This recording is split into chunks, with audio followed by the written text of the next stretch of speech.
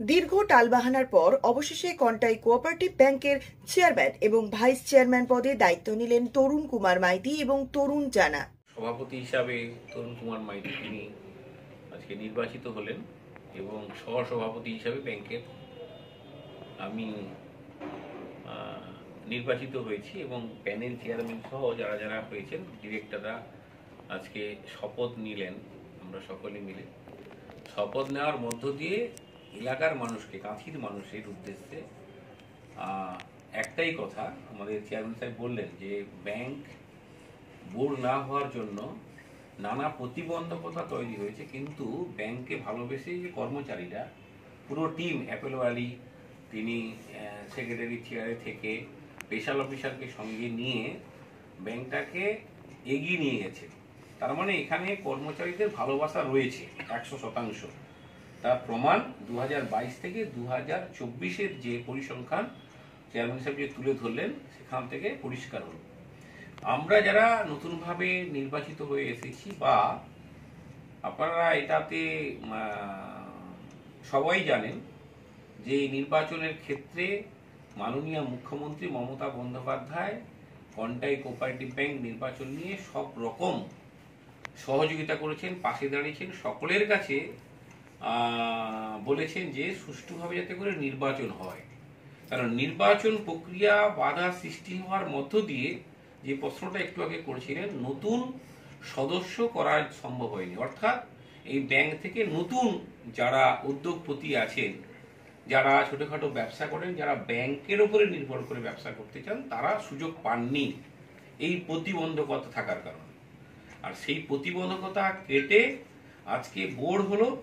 আগামী দিন থেকে নতুনভাবে লোকেরা অ্যাপ্লিকেশন করবে, তারা ঋণ দাদন গ্রহণ করবেন এবং তারা নিজেদের স্বনির্ভর হবেন। সেক্ষেত্রে আমাদের ব্যাংক বা আমরা যারা মমতা বন্দ্যোপাধ্যায়ের স্বপ্নটা সার্থক করব। তিনি বারবার বলেছেন, যে আলোচনাতে তিনি থেকে কথা বলেছেন, যাতে করে মানুষের অসুবিধা না হয় এবং স্বচ্ছতার সঙ্গে ব্যাংকটা যাতে করে পরিচালনা হয়। এটা হচ্ছে মাননীয় মুখ্যমন্ত্রীর তার প্রস্তাব বা তিনি এটা আশা করেছেন। আশা করে আমরা যারা এই পরে এসেছি, আমাদের উপরে যে প্রত্যাশা রেখেছেন, আশা করি নিশ্চিতভাবে আমরা এটাকে পূরণ করার চেষ্টা করব। এই কারণেই আমরা 100% আমাদের যারা এই ব্যাংকের সঙ্গে যারা যুক্ত আছেন বা আগামী দিন নতুনভাবে যারা সদস্য হবেন তাদেরকে আশ্বস্ত করতে পারি যে আমাদের পরিচালনা করার ক্ষেত্রে স্বচ্ছতা রেখে এবং ব্যাংকের স্বার্থ এবং পাবলিকের স্বার্থ উভয়কে রক্ষা করে আমাদের ব্যাংক পরিচালনা করব আমরা সকলে মিলে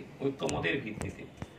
তাই এই যে বিভিন্নভাবে প্রতিবন্ধকতা তৈরি হচ্ছে বা এরকম একটা গর্বের প্রতিষ্ঠান সম্পর্কে নানা রকম বাইরে কথা হচ্ছে, সেটার ক্ষেত্রে শুধু একটাই কথা আপনাদের মধ্য দিয়ে, যে এই ব্যাংক নতুনভাবে নতুন উদ্যোগে আগামী দিন এগিয়ে যাবে, এটা আমি আশাবাদী, 100% আশাবাদী। আর একটা বিষয় আপনাদেরকে বলি, যেটা নিয়ে বলেছেন, আমাদের একটু আগে আমাদের মধ্যে আলোচনা হয়েছে, যে সদস্য যারা আমাদের মেম্বার আছে তাদের মৃত ভোটার নিয়ে অনেকে অভিযোগ হয়েছে। এই অভিযোগ তো আমরা যারা নতুনভাবে এসেছি প্রথম দিন থেকেই আমরা সেই প্রক্রিয়াটা শুরু করবো। এর জন্য একটা নিশ্চিতভাবে শেয়ার সেকশন তো আছে আমাদের, তাকে আরো অ্যাক্টিভ করিয়ে এই প্রক্রিয়াটা রাখবো, যে প্রতিনিয়ত যে যারা মৃত তাদের তালিকা প্রস্তুত করা, আর যাদের তার পরিবার কেউ এলে যারা শেয়ার আছেন, তারা ঘুরেন আসেন, তার ওয়ারিশ সূত্রে যারা হতে চান বা যা যা ব্যাংকের নিয়ম মেনে আমরা সেই কাজটা করব। প্রকৃত শেয়ারের তালিকা হবে এবং যারা মৃত তাদের সঙ্গে কথা বলে তার পরিবারের কাউকে রাখতে চাইলে যে পদ্ধতির মধ্য দিয়ে হয় সেটা আমরা করবো আগামী দিন। স্যার একটু লাস্ট বলে দিন।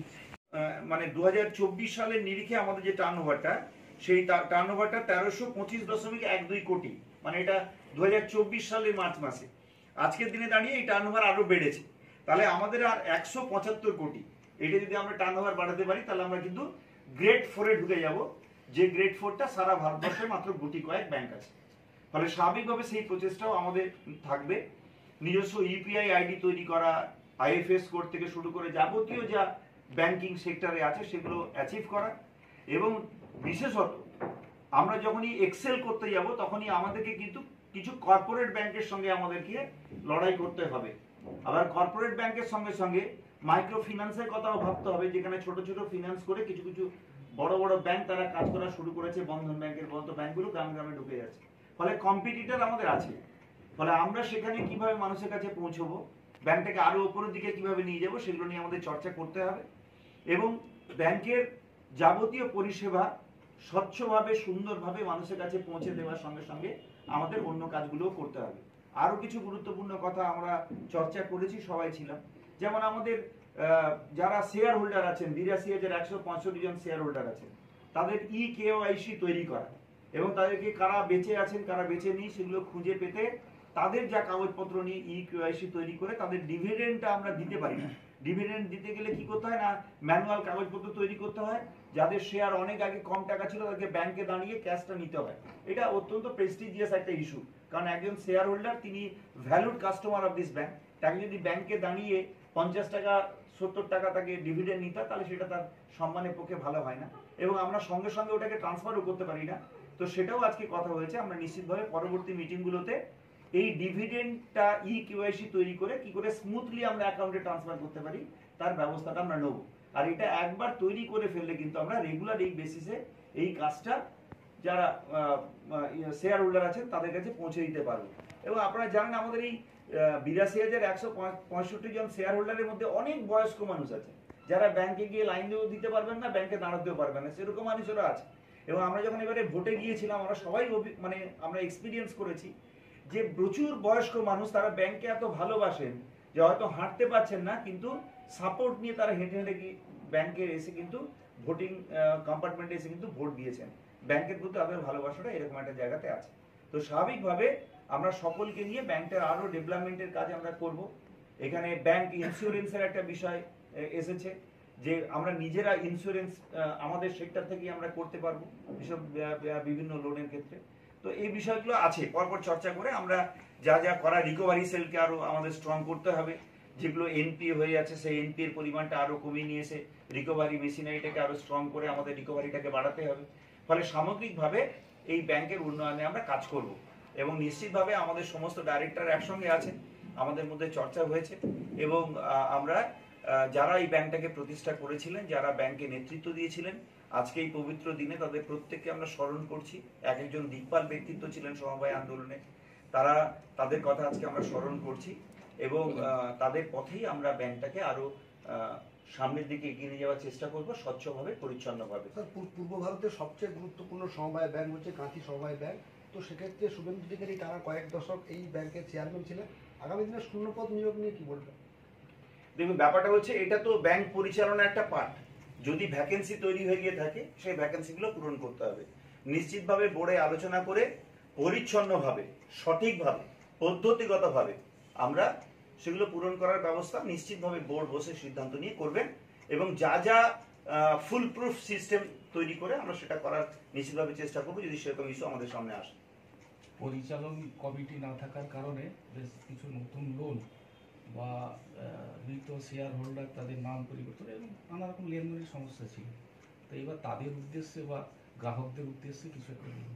আমরা সবাইকে বলবো যে আপনারা ব্যাংকের উপর আস্থা রাখুন। মাঝখানে 2022 থেকে 2025 বোর্ড না থাকার কারণে অনেক কিছু এটা বোর্ডে স্যাংশন করাতে হয়, যেটা স্পেশাল অফিসার কিংবা একটা বোর্ড মানে স্পেশাল অফিসারের আন্ডারে যখন ব্যাংকটা থাকে অনেক সিদ্ধান্ত তারা নিতে পারেন না, ডে টু ডে কাজ করতে গিয়ে অনেক অসুবিধা হয়। তো নতুন বোর্ড আজকে দায়িত্ব নেওয়ার পরে আমরা সমস্ত গ্রাহককে অ্যাসিওর করছি যে আমাদের উপরে ভরসা রাখুন, স্বচ্ছভাবে পরিচ্ছন্নভাবে আমরা ব্যাংক পরিচালনা করব।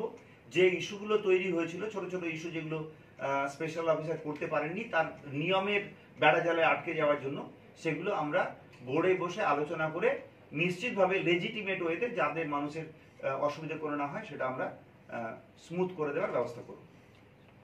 আর আমাদের ভাইস চেয়ারম্যান সাহেব আছেন, একটুখানি তিনি উইশ, আপনি উইশ তো করবেন।